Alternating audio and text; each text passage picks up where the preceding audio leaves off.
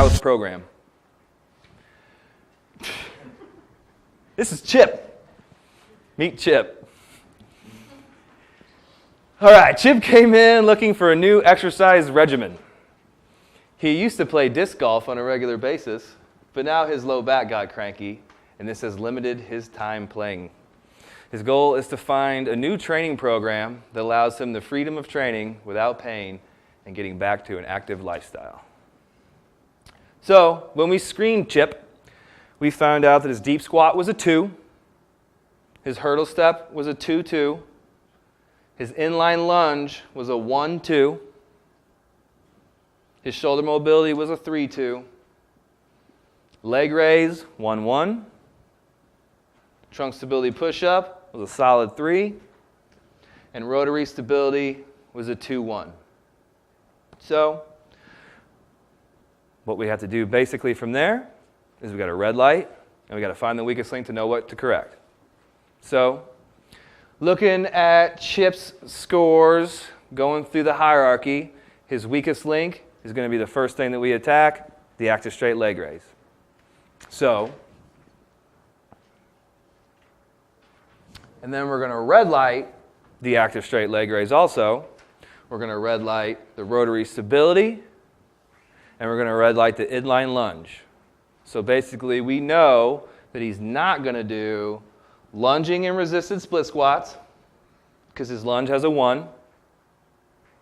We're going to not have him do deadlifting and running because his leg raise is a 1. And we're going to not have him do power exercises and running because his rotary stability is a 1. What he can do is squat, step-ups, pressing,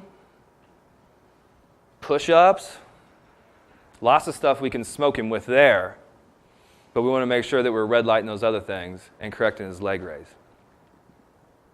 So, corrective exercise selection, focus on the weakest link, active straight leg raise. Choose 1 to 3 exercises, the fewer the better. Like I said, Chip's a new client, so we don't want to overload him with a bunch of stuff that's awkward and weird to him, so he just gives up. I look over and I see Jared over there doing the Chip face. I'm just trying to not lose it. He's over there in the corner going like this. This is Jared's picture. He did this to me. So we're going to add the correctives for the active straight leg raise into the warm-up, and we're going to sprinkle them into the program as much as possible. Here's the circuit workout. 5 exercise circuit, 4 times, because that's the most simple thing ever, right? So what we like to do is you go through round 1 of the circuit, round 2 of the circuit, and there's a break between round 2 and 3 where you would do your correctives again.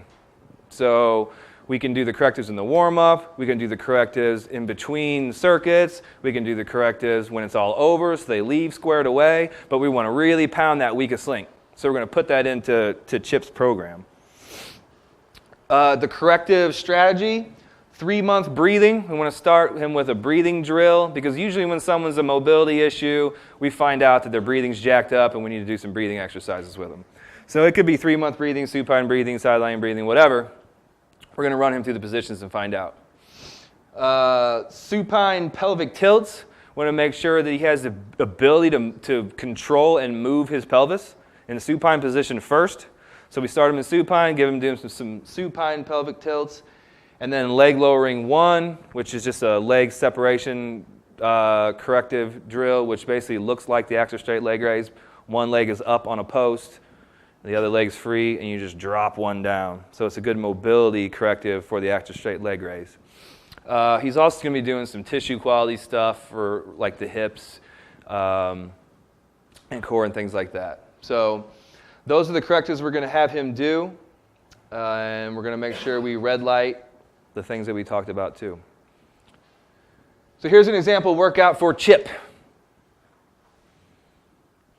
Here is the workout for the group, for everyone, right? So this is everyone's workout that comes into a class. But we know specifically Chip is going to be doing the green ones based on his movement screen. So the first, the exercise is a kettlebell RDL. He had a 1 on the leg raise, so we don't want him doing hip hinging. So we're going to have him, since that is his weakest link, we want him really focused on the corrective on that one.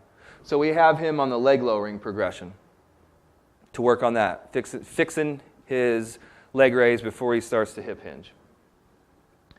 The next exercise is a push-up. And it's either push-up from the floor, feet elevated push-up, or like a band-resisted or chain-resisted push-up. Since it's his first session, he just got in the program, we're just going to have him doing normal push-ups from the floor. And we could even, honestly, if we want to be safer than sorry, have him start with a band-assisted or an incline or elevated push-up. But since he knocked out a 3 on the screen, I'm pretty sure the dude can do some normal push-ups, you know what I'm saying, for 30 to 45 seconds. He can always drop down in the program, too. Say you're like, the first 2 or 3 sets, you're doing push-ups from the floor, but then he's getting fatigued on the 4th, then he could go to an elevated there. But he's got that whole progression that he can use, except the stuff that's red lighted. So the red lights are at the bottom. I'll get into that. The next one is a split squat variation. He had a 1 on the inline lunge. So we don't want him doing a normal split squat or a resisted split squat. We either want him in the band-assisted variety or the half kneeling. So we can work on, like I said, that split position, that split squat base from the ground up. So we get him in the split squat, the half kneeling, work on that, build him up. Or we can get him in the band-assisted. If the band-assisted split squat looks good, then that's a good progression for him. If it's still not what it takes, then we're going to drop him down to the half kneeling position. The next is band-assisted chin-up or a chin-up variation. We have suspension trainer chin-up, band-assisted chin-up, normal chin-up. Nothing that's really keeping him from being able to do chin-ups. So we'll start him with a band-assisted chin-up. And if he's knocking those out, then we'll pull the band away and see if he can do good, clean chin-ups in a group situation. Then great. And then the last one is an ab wheel rollout or a ball rollout.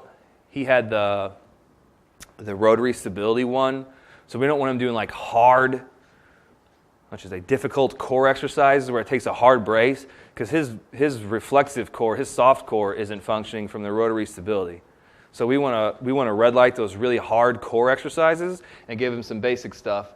So an assisted mountain climber is basically you wrap the band under the hips to take some of the pressure off, or you elevate a mountain climber and you have him working on that good solid like planking position and moving some stuff and then build up his push-up that way.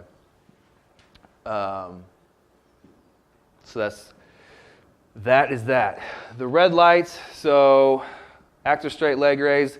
It says stick RDL plus, band pull down plus. It's got the little pluses. That means on the program, anything that way is red lighted.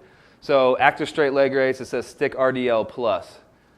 So we definitely, if you have a 1 on the active straight leg raise, you're not doing anything here. You're only in these 2. Shoulder mobility. If you're red lighted on that, it says band pull down plus. So where am I at? Anything from here over. He's good on that though. Trunk stability push up, stability ball roll out plus. Rotary stability, plank plus, inline lunge, split squat plus. So does everybody understand how that works?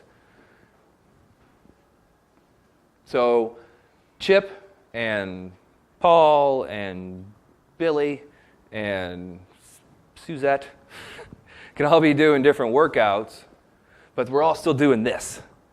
These are just the progressions that the workout today, if you are a black band who is just badass, is going to be kettlebell RDL, chain resisted push-up, slow eccentric band resisted split squat, chin up, and ab wheel rollout. That's pretty hardcore. But just say, for example, you just have a 1 on the push-up. You can do all that stuff, but you just take out the hardcore push-up variation and drop it down to a corrective or swap it out with something else. So that's what allows everybody to be doing the same workout together, but everybody's just doing a different progression. That's why the multiple progressions are so important. And like I said earlier, it could be kettlebell RDL.